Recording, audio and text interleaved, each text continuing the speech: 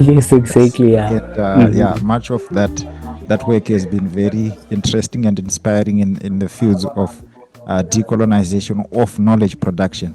So I really like that. So I want to discuss with you a bit of a literature review. I want to know the kind of literature that you interacted with as you wrote your book and your thesis. What major contribution did you think that your book was making to that conventional discourse that was already in existence? Okay.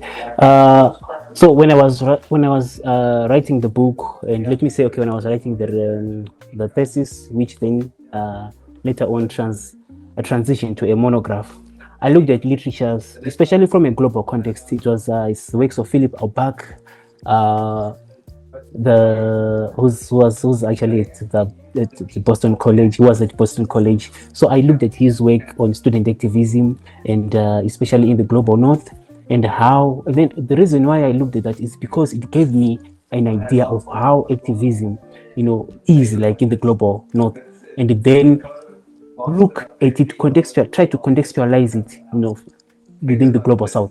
And then I also interacted with the works of Rachel Brooks as well, and with the works of, especially in the global south, we're looking at in the global north, we're looking at the works of Manja Clemensik, and then in the global south, I looked at the works of the ideas of Thierry Lucha, who has written extensively on student activism within the global south. Lamil Hlatloyo, as well as other writers, other scholars who wrote about student activism, especially when you're looking at when we had the roads must fall, the fees must fall, all these statue must fall protests.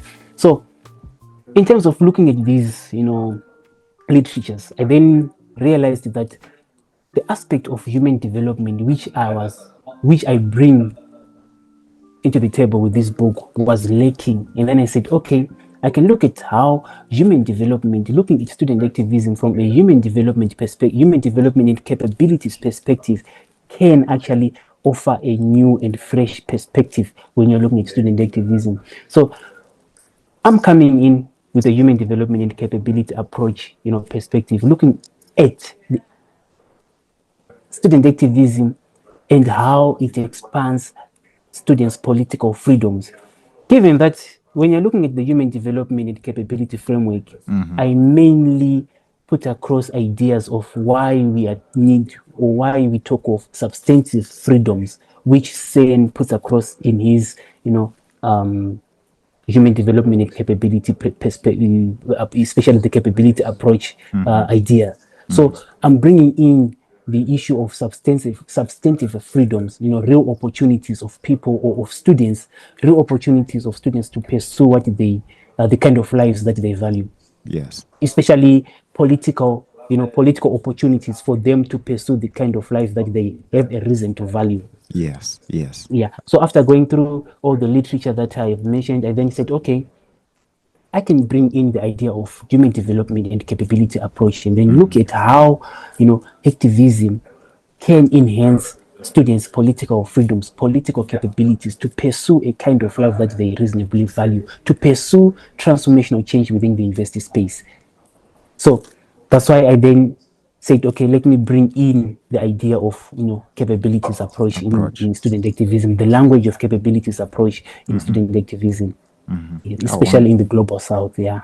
that's great. That's really great. You know, when I was looking at your book, I was trying to get myself to conceptualize how we see education in general. That, you know, when we think of education, we want to say, do we want it to be available as a privilege for those with the money, or do we want it to be a fundamental right to everybody so that everyone can gain access? And as we treat Mm. education like that, you see that when we get to the university space or when we get to the higher education space, there are consequences for activism. If you sometimes find yourself suspended for student activism, it comes with consequences. You can't get your degree. I do know many stories of people who've been in such kind of situations. So what it does is that it Mm. forces a lot of people to just be silent about a lot of things that go wrong in the higher education sector. They can't speak up, they can't complain, they can't do anything because they fear that they will lose a privilege that was afforded to them. Yes, that is very true. Yeah.